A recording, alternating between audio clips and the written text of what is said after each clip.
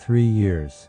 That's what she told me through the third-floor window, her hollow eye socket staring straight into my soul. 3 years until, what? Until I die? But I'm getting ahead of myself. Let me tell you how it all began. Because maybe someone out there knows how to stop what's coming for me. Like, what? When I think back, it all started during my 3rd year of middle school. Maybe it began even earlier. But that's when I first noticed something was wrong. Our class decided to have a celebration dinner after the school sports festival. In Japan, sports festivals are major events where students compete in teams, and it's traditional to celebrate afterward with classmates. We chose a popular all-you-can-eat chain restaurant. The restaurant was a bit far from the station, so we all met at the train station to take the bus together. The celebration went perfectly fine. Everyone was laughing and having a great time.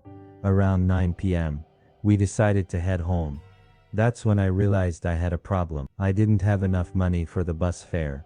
I had no choice but to walk home.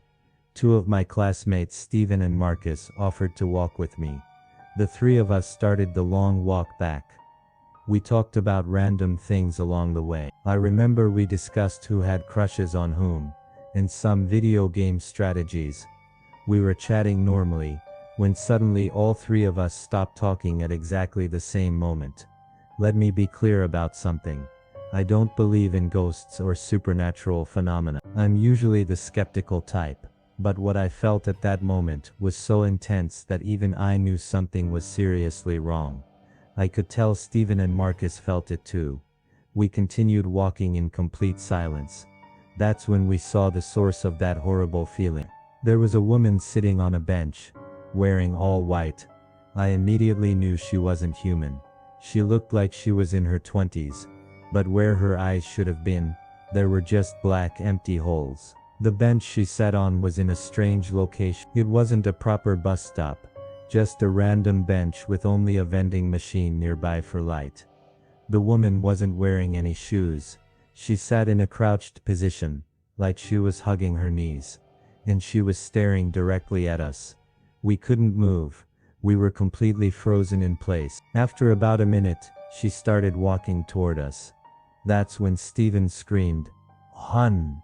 Instantly, our bodies could move again. We let out wordless screams and ran as fast as we could. We didn't stop running until we reached the station. Seeing the bright lights and crowds of people made us feel safe again. We decided to go our separate ways from there. My house was close to the station, so I wasn't worried about getting home safely. But Steven and Marcus lived far away, in opposite directions from each other. They looked anxious about walking home alone. Still, we couldn't stay at the station forever. After about 5 minutes, we said goodbye and each headed home. When I got home, I took a bath and was finally starting to relax. That's when Marcus called me. When I answered, he was screaming into the phone. She was there. That woman was there. At first I thought he might be joking, but his panicked voice told me this was real. Marcus explained what happened, his voice shaking with fear. He said he saw the same woman standing in front of a vending machine near a rice field on his way home. In rural Japan, it's common to have isolated vending machines in the middle of rice fields or countryside areas. There were no cars or bicycles near her. It would have been impossible for her to walk from where we first saw her to that location. Marcus said he ran home as fast as he could and called me immediately. I tried to calm him down over the phone. I told him we should meet at school tomorrow to figure out what to do. The next day at school, somehow everyone already knew about what happened. I was surprised that the whole class was asking me about it. It turned out Steven had been telling everyone, acting like some kind of hero.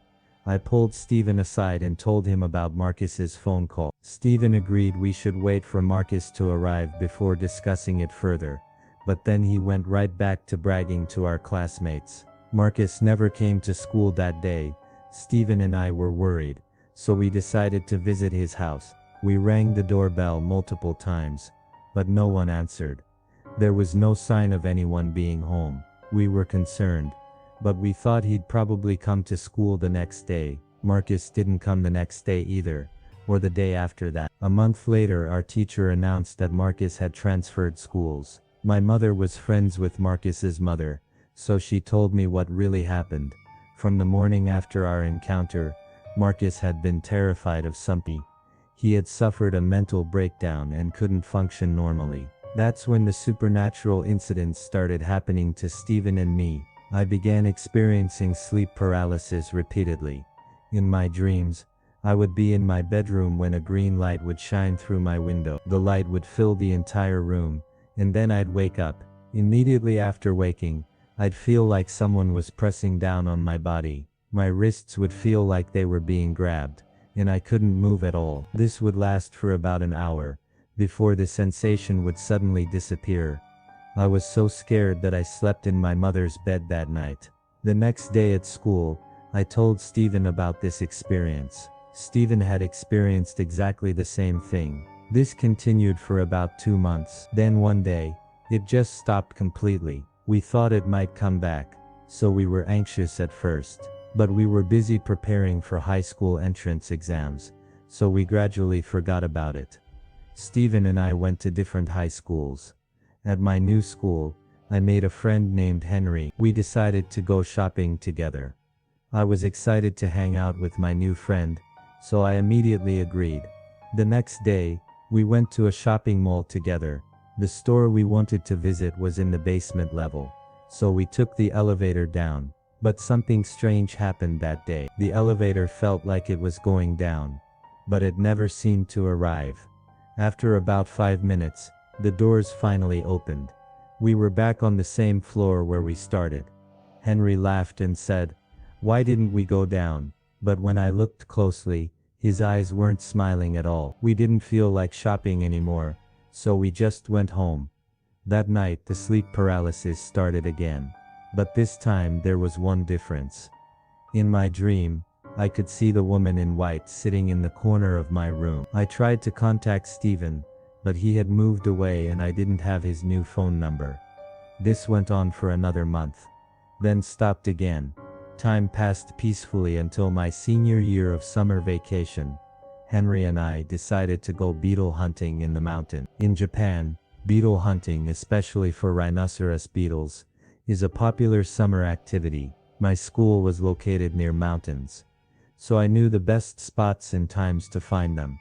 We met at the base of the mountain at 10 p.m. We were walking toward the beetle hunting spot when an old man appeared from an unpaved mountain path. I thought he might be gathering wild plants, which is common in Japanese mountains. I was about to keep walking when the old man started shaking violently near what looked like a cliff edge. While we were watching in shock, the old man suddenly vanished. We thought he might have fallen off the cliff, so Henry and I quickly looked down. There was no one there. I wanted to go home, but Henry tried to act tough. "We came all this way.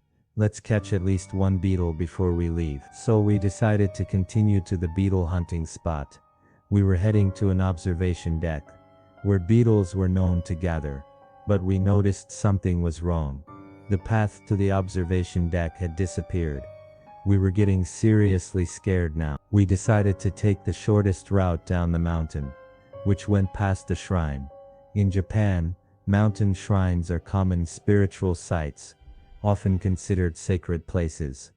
When we reached the shrine, I had a terrible feeling. My premonition was right. The woman in white was sitting on top of the shrine's offering box. I was so terrified that I lost control of my bladder. That's how frightened I was. When we reached the bottom of the mountain, Henry and I made sure no one was around before catching our breath. That's when I noticed pain in my arm. I must have scraped it on a branch while running. It was a pretty deep cut. I had been too scared to notice the pain while we were running. That night, I had sleep paralysis again. In my dream, the woman had moved closer to me from the corner of the room. I started to think that maybe she was gradually getting closer, and eventually she would kill me. More time passed, and I got a job at a local construction company. I hadn't experienced sleep paralysis since that night, but I was constantly worried about when it might happen again. One day, I was working late alone in the office. I heard footsteps. I was scared, but I slowly turned around. No one was there. I thought it might be my imagination and went back to work. About 30 minutes later, I heard the sound again. I was sure it wasn't my imagination this time, so I turned around, still no one there. Feeling relieved, I glanced toward the window. The woman in white was there. I was shocked. This was the third floor, so there was no way someone could show their face at the window. The woman stared at me with those same hollow eye sockets. Then she spoke in a voice that sounded like it came from the depths of hell. 3 more years. I immediately stopped working and went home. A few days later, I submitted my resignation. Now I'm at home, receiving counseling from a psychiatrist. I think that woman will kill me when those 3 years are up. To outsiders, it might look like a stroke or maybe suicide. But I want people to understand this one thing. I will have been killed by that woman in white. Next year will mark 3 years since she spoke to me. What will happen to me then? That don't get it.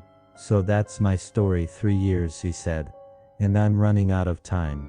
If you've experienced something similar, or if you know how to stop what's coming for me, please let me know. Because I have a feeling that time is almost up. The question is, when your time comes, will you be ready? Or will you be like me, counting down the days until an inevitable end? Think about it. What would you do if you knew exactly when your time would run out? Sweet dreams.